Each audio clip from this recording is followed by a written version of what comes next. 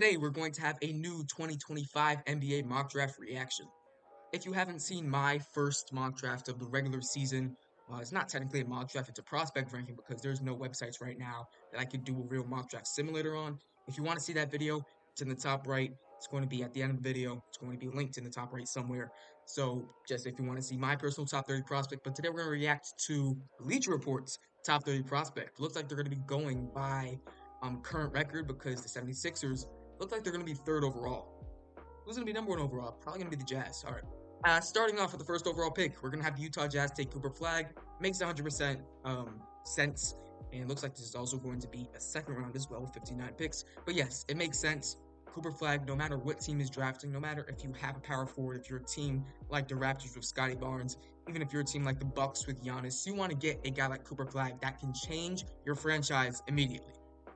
Jazz out number one, perfect choice, Cooper Flag. Welcome to Utah. Looks like they're also going to be pro comparisons too. Andre Kirilenko, defensively, one of the best defensive forwards of all time, I think we can agree on. And Jalen Johnson, another one that I do like. I think he's better at shot creation than Jalen Johnson, but I like the athletic profile of Jalen Johnson. It makes sense. At 2, we're going to have New Orleans Pelicans take Dylan Harper. Now, right now, Dylan Harper is my third overall prospect, but for a team like the Pelicans who are kind of still looking to find their true franchise point guard, you did get DeJounte Murray, and maybe he can be that guy, but he already got injured. Maybe he's even more of a two guard than your lead guard, and getting a guy like Dylan Harper can be your team's franchise point guard. You have a couple nice pieces already for the future. Your team is young right now. You're still young. You still have ways to build. Whether or not you trade Brandon Ingram, I think that'd make the decision on taking Ace Bailey. But if you're still looking for that true franchise point guard, cool Dylan Harper. Probably would prefer Ace Bailey because of Brandon Ingram's contract. We don't know what's going to happen to him. So I guess I'm fine with Harper. I would rather Ace Bailey though. His pro comparison is going to be Kobe White, bigger Jalen Brunson, and James Harden. Cool with that. I don't think he has the same passing skills or playmaking skills that James Harden does. James Harden gets his teammates involved a lot more when he wants to. Brunson, I guess I'm cool with. I think he's definitely a bit more physical than Jalen Brunson. And then Kobe White, cool, left-handed Kobe White. I think that is a pretty cool comparison. Listed at 6'6", 215. I've seen 6'4", I've seen 6'5". I'm waiting for the official measurements to, actually come out. But I guess I'm cool with this pick. At 3, we're going to have the 76ers take Ace Bailey. Now, are the 76ers going to be at 3 at the end of the season when the season's all done? Lottery-wise, everything? Probably not. But slow start because their best players have been injured. Paul George just made his season debut a couple days ago. Embiid has not played yet. Then he punched a reporter, so he's going to be suspended. Tyrese Maxey just got hurt. So there's definitely going to be a couple of questions for that 76ers team long term. If Ace Bailey's on the board at 3, you have to pick him. There's no ifs, ands, or buts. I think he's the second best prospect in this year's draft. I actually think he's the 1B prospect in this year's draft. I think he's a lot closer than Cooper Flag than people think. His player comparison is going to be Brandon Miller and Tracy McGrady.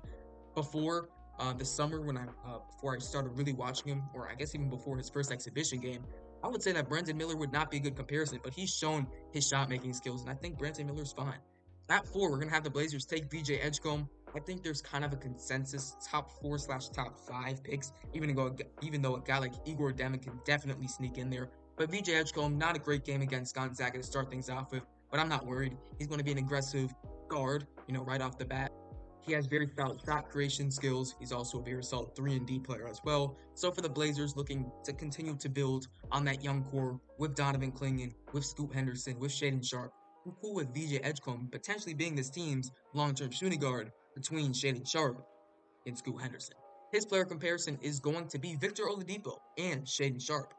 Yeah, I'm cool with this. I've seen Oladipo, Anthony Edwards, Dwayne Wade, kind of all floating around the same type of player, which makes sense because VJ Edgecombe has that type of prowess on the offensive side and defensive side of the basketball. 6'5", 180. I've seen 6'3" in some, and actually most places. I don't think he's 6'5". I think he's about 6'3". I wouldn't be surprised if Baylor had him listed at 6'5". But when it comes down to the draft combine to get the official measurements, if he's 6'2.5" without shoes, don't be too surprised.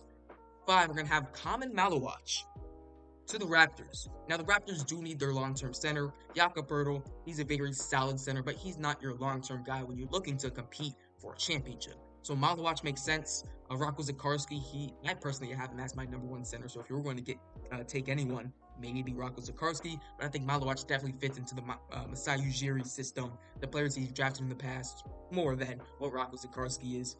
He's going to be listed pro comparison. Alex Sarr, I don't know. Alex Sarr was definitely a bit more polished at this level. Right now, Malawach extremely raw. That's why I don't know if he's going to be a lottery guy. Alex Sarr definitely a bit more polished. But yeah, honestly, don't really like that comparison at all. I think there's definitely a bit other players I'd compare it to him, but yeah, I don't think he has the offensive game of Alex Sarr. Even defensively, I think Sarr was better. So maybe Alex Sarr light, but still, I don't really see it. At number 6, we're gonna have Con Knipple to the Detroit Pistons. So there's a couple top level guys that are still on the board like Nolan Traore, like Igor Demin, like Kasper Zalkojonas. But the Pistons are going to get their long-term shooter. I thought last draft at pick 5, they could have taken Don't Connect to be that team's long-term either backup scorer off the bench to be a nice spot-up shooter or even start next to guys like Cade Cunningham and Jaden Ivey. Looks like they're actually going to take a shooter this time in Konkin Hippel. His player comparison is going to be Riley Zerbiak, just an elite shooter on the move, spot up off the dribble. I'm cool with this at pick 6. If I'm, I guess if I'm being for real, I don't know if his value is too high at pick 6, but the Pistons in general, taking a shooter, taking someone that can start to play right away, start to actually give you good minutes right away, I'm fine with.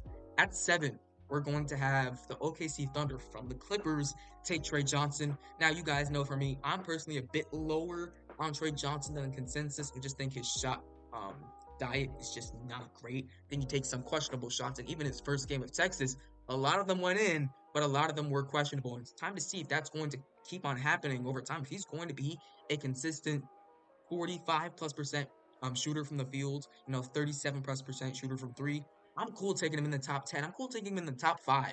But if he's not, if that shot diet catches up to him, we could see a bit of a drop. Okay, he's Thunder here at 7, though. I guess I'm cool with. At 8, or his player comparison is Cam Thomas. Definitely a guy who is not scared to shoot. At 8, the Hornets are going to take Nolan Traore. Yes, he's probably dropped just a little bit. He hasn't had a great start to his NBA draft campaign, but I think he's still going to be fine. I think that he is a nice, sizable guard at about 6'5". He's able to create for his own teammates. I think he's one of the best players at going downhill in this draft class. And then the question for him is going to be that three-point shot. It looks a bit wonky. It's not insanely efficient, but if he can get that up to par, up to where we know it can be, he could be a top 5, top 4, even top 3 is going to take Dylan Harper's spot. Maybe he can't. I think he's that good. At 9, we're going to have the Pacers take Austin Newell. Newell, a great debut with Georgia. I think they played Tennessee Tech or something like that.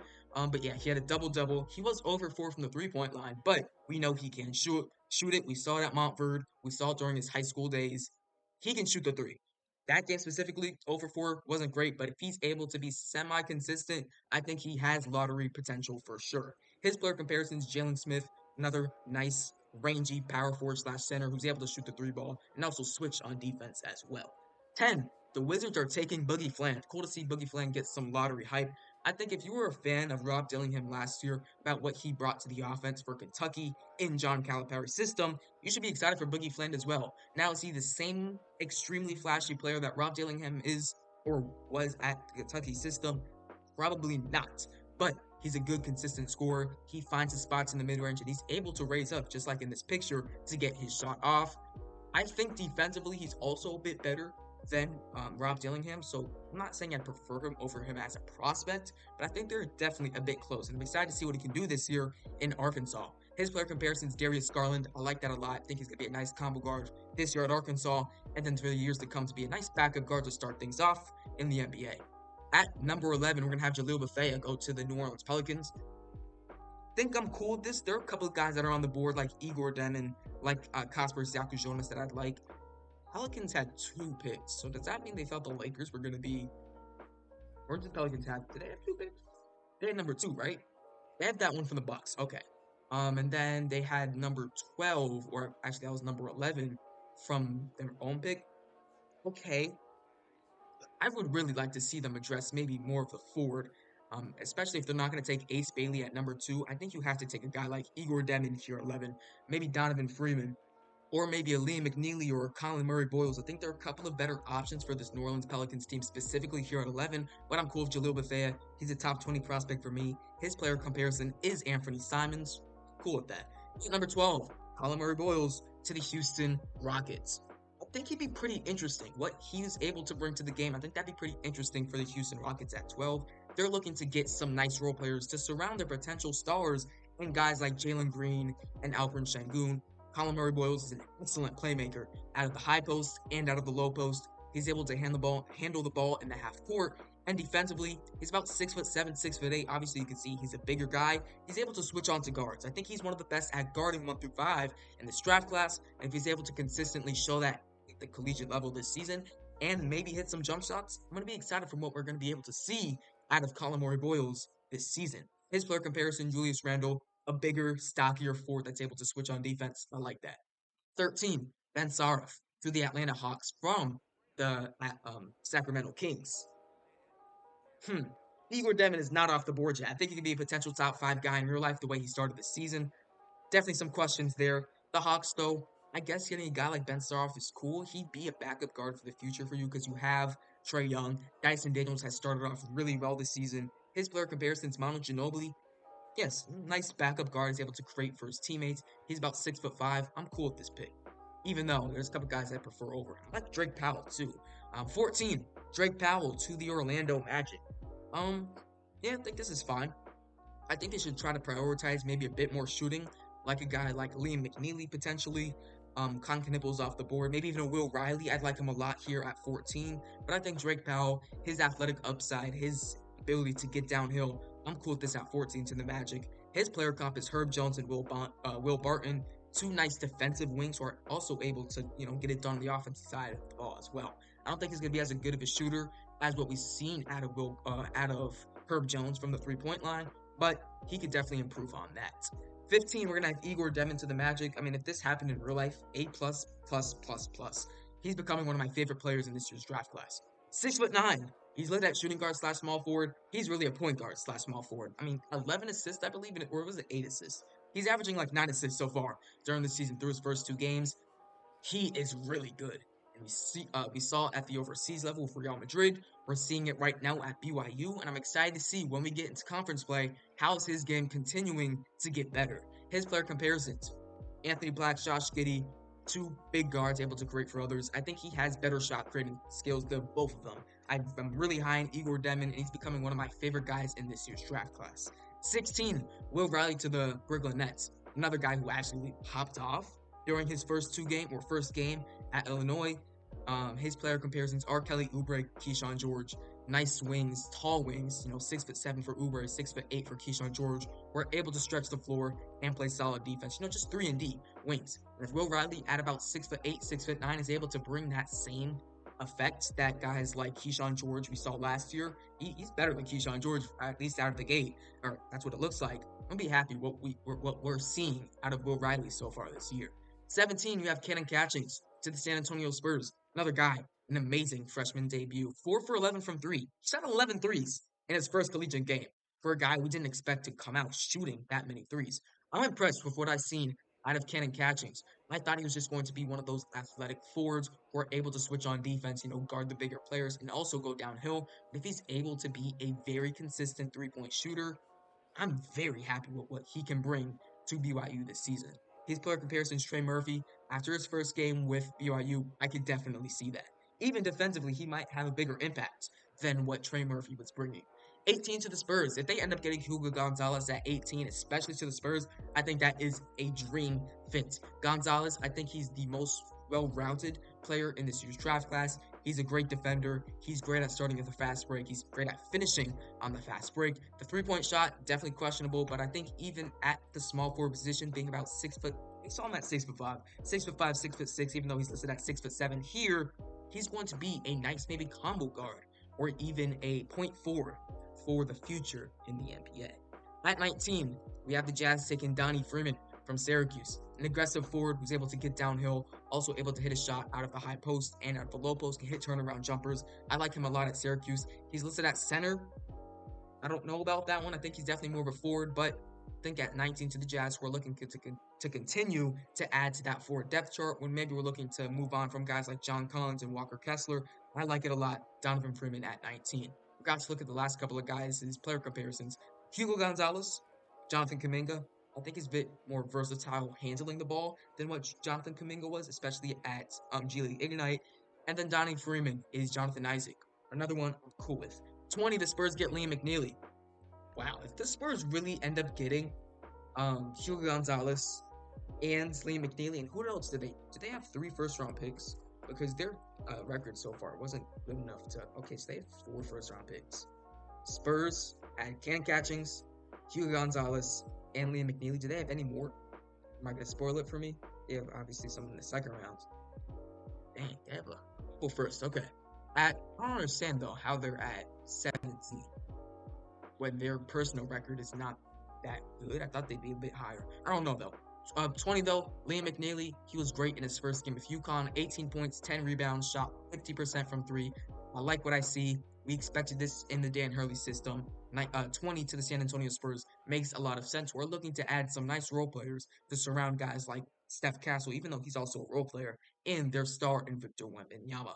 21, we have Darian Reed out of Alabama, I believe. Yes. To the Memphis Grizzlies, I guess they could add more forward depth, maybe even guard depth would be cool for me as well, or maybe even another center. I think getting a backup center for Zach Edey for the long term is something I like. We haven't seen Rocco Zikarsky come off the board yet. If he's still there, first of all, a team would probably trade up for him. But I think a team like the Spurs can take Zikarsky. I think a team like the Jazz can 100% take Zikarsky. I'd take him over Donovan Freeman, in my own personal opinion. But McNeely here at, or not McNeely, Darren Reed at 20. His player comparisons are DeAndre Hunter and Aaron Gordon. He's an athletic forward who's able to, cut that door. He's great off the ball. And I like him at 21 to the Grizzlies, even though there are a couple of guys on the board still that I'd like. Kosmir Jonas is not drafted yet. 22, we have Carter Bryant from Arizona going to the OKC Thunder. Cool with this one. Obviously, in real life, if the Thunder end up having multiple first round picks, they're not going to keep them. I mean, if this team ends up winning the championship and has those picks, or especially if they don't win the championship and have those picks, they're going to look to add more talent that's ready to play right now. But I'm assuming there's no trades in this mock draft other than the ones that already happened in real life. So Bryant here at 22, I'm cool with. His player comp is Marcus Morris. 23, if the Nets get Zikarsky at 23, that make them feel free to move a guy like Nick Claxton or even a guy like Day'Ron Sharpe who's dealing with some injuries already this season. But yeah, this is just insane value at 23. Maybe I'd prefer Kosmir Jonas, who also has great value at 23 as well. But if he's there on the board, you have to take him. Player comparison, Walker Kessler, Donovan Clingan. I said that in my mock draft video as well. He reminds me a lot of Donovan Clingan. I think he has better foot speed than Clingan as well. At 24, Noah Essengay to the Atlanta Hawks. He's right outside my top 30 prospects. I think he's definitely more of a project play. His player comps are Precious Achiuwa and Jabari Walker, and he's one of the youngest players in this draft class, if not the youngest player in this draft class, at 17 years old. 25. Oh my gosh, if the Mavericks get Kosmir Jonas, there's going to be a problem. A backup point guard, Kosmir Jonas behind Luka Doncic would be absolutely scary. You're going to get similar production. I'm not going to say, obviously, to the same extent, but similar type of play, maybe. Shot creating Luka Doncic is on a whole nother level, but creating for their teammates, being able to shot create, even though, like I said, not the same level as Luka, Kosmir Jonas can bring that. He's a top 7 prospect in, for me. Whoa, he's not 6'10". He's about 6'4", 6'5", maybe even 6'6". 6'10" is crazy. There's no way he's that tall. A player comparison: Spencer Dinwiddie. At 26, we have Adu Thiero out of Arkansas. Another one of those transfers from Kentucky that went with Coach Cal.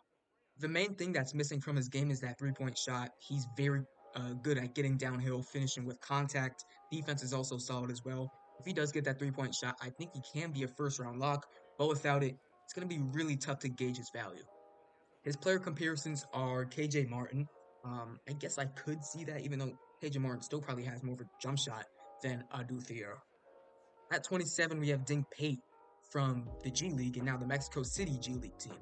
Shout out Joey Calcaterra, UConn national champion in the picture, but he's a freak athlete. He's still very raw. He has a lot of untapped potential, and I don't know if that's going to be hit right away. I think it could take him 2-3 years, maybe even into his next pro contract in the NBA for him to really take those strides. But yeah, he's just a long, athletic player that's able to get to the rim. He's very versatile on defense as well, gets into the passing lanes really well. His player comparison is Sean Livingston. I like it because he's really good at getting to the mid-range, but I think there's a lot of untapped potential in Dink Pate, and if he's able to show some good improvement shooting the ball and on the defensive side of the basketball, he could be a lock for the maybe even mid to early first round. At 28, we're going to have Michael Ruzic out of Croatia, I believe. For me, he's just way too raw of a prospect. I don't have him in my first round, but he does have great potential to be a stretch big at about 6'10". Didn't have to put on a lot more pounds, though, to really stick in the league, be a solid defensive player. But other than that, he's a good playmaker. He's a solid shooter. Like, he really has raw potential. I think he can hit that, but it's tough for me to really gauge his value right now. His player comparison is going to be Mo Wagner. I can see it with the three-point shooting, but he's really going to have to put some pounds on. 29, we're going to have Kwame Evans Jr. from Oregon. He was a guy that showed some flashes last year. This is going to the Los Angeles Clippers. But yeah, he was a guy that showed some flashes last year. He's one of the freak athletes that we have in this draft class. He's really able to go up top of you, dunk the basketball, and finishes really well around the rim. I'd like to see the jump shot improve a little bit. His player comp is JT Thor. And yeah, like it says right here, 26.7% shooting from three. Unfortunately, that's just not going to cut it. And at 30, we have Ian Jackson from North Carolina. Surprised he fell down to 30. I definitely have him a bit higher than that. The number one thing for Ian Jackson's game, in my opinion, is that he's going to have to become a better lead guard. He's 6'3", maybe 6'4", and at that size, unless you're an elite scorer, you're able to hit a shot from basically anywhere on the floor, you're not going to be able to play the guard position without being a team's lead guard. And I'm still waiting for Ian Jackson to show that. There are a couple guys in the league right now that don't necessarily play lead guard at that position. Think about guys like Cam Thomas and Keontae George, but I think they kind of have a better scoring feel the way Ian Jackson has right now. With that being said, he's still top 20 prospect for me, and his player comp is Lonnie Walker. Interesting to see. Lonnie Walker definitely a bit taller, definitely a bit filled out more as well, but I can see it. Into the second round, we have Caravan. I'm going to go a little bit faster with these. I'm cool with this. Caravan, I think, is one of the most NBA-ready prospects in this draft class. His comp is Georges Niang. I don't know about that one. Carter Knox at 32. I'm cool with this. Another freshman. Tobias Harris for him. Nick Clifford. He had a big game a couple days ago. His player comparison is Landry Fields. I guess I could see that. I think Clifford's one of the best undersized rebounders in this whole draft class. Alex Tubey down to 34. He's a lot higher for me. His comp is Grady Dick and Sadiq Bey. Then we have KJ Lewis from Arizona. He is Jay Sean Tate and Lou Dort. Tucker DeVries, the guy that came over from Drake, I believe, and now is at West Virginia with his dad, the coach. His comp is Joe Harris. Very good, very solid and fluid shooter. Then we have Jameer Watkins. He's a guy that I could see go draft boards a lot. His is Karis LeVert. JT Toppin at 38. That's Achua right there. Michael Ajayi out of Gonzaga. His comp is Rui Hachimura. Okay, I'm excited to watch this guy this season. I want to see how much of an impact he has on a team that's trying to win a championship. We have Milan Momcilovic out of Iowa State. I was able to watch him last year during March Madness when they played against Illinois in the Sweet 16. Very fun game. I think he has pro-level potential for sure. Branson Garrison here from Kentucky. His comp is Xavier Tillman. Then we have Dalen Swain. Don't know too much about him, but if he is at Xavier, we're going to watch a lot of him because I watch a lot of Big East basketball. So I'm excited to get into more of what Dalen Swain's going to be able to produce. He doesn't have a player comparison, so that's interesting. Jackson Robinson, I'm high on him. I think he's going to be a great guard at the next level. His is Julian Champagnie. We're going to have Darian Williams out of Texas Tech, another guy I don't know too much about. We have Montejas Krivas, another guy I think will have a lot of opportunity this year with Umar Balo leaving. His comp is Ivica Zubac. Monty Williams of Montana. I know he's an elite scorer. Tyrese Proctor. Well, still waiting to see what he is. That's the wrong picture. It's Hunter Salas. Assuming he should be in this mock draft as well. We have Cam Jones out of Marquette. He's Malik Monk. Robert McRae V out of Jacksonville. Don't know too much about him. He's Saban Lee. What happened to Saban Lee, by the way? He was pretty, okay his rookie season. Then he kind of just disappeared. Kobe Brea from Kentucky, a great shooter. His comparison is Duncan Robinson and Landry Shamet. Elliot Cadeau, interesting. I don't know if he's going to declare this year. I don't really expect him to declare this year. I think he's one of those guys that can be a 4-year point guard at North Carolina and maybe be a late first, early second round guy at his peak. His comp is Jason Preston. I mean, he's 6'1". Preston's definitely a bit bigger than that. Hunter Salas at 52. I think he's an early second round guy. I'm surprised they have him that low. His comparison is Malachi Branham. Jaden Bradley out of Arizona is Devon Dotson. Jaron Stevenson out of Alabama. Interesting. His guy is Noah Clowney. I mean, it's kind of a weak comparison. Noah Clowney and Jaron Stevenson because they're both Alabama. Caleb Foster out of Duke. Interesting to see about him. He's a sophomore. He's another guy I really do not expect to come out this year. His comparison is Jaden Springer. And then we have Ben Humricus. To be honest, do not know who this is. Age 22 years old. His comp is Mike Muscala. I'm surprised I don't know who this is. Must be a transfer to Illinois because I have no idea. Like, I've never heard that name in my life. Johnny Broom from Auburn should be a player of the year candidate this year. His comparison is Trace Jackson Davis. Then we have Cyan James from Duke. Cody Martin, his comparison. And then Aaron Scott, the last pick of St. John's. Who's Trevor Ariza? Might be a nice 3-and-D guy at the next level. Hope you guys enjoy the mock draft. Make sure to go down in the description to submit your video ideas. And I'll see you guys next time. Peace.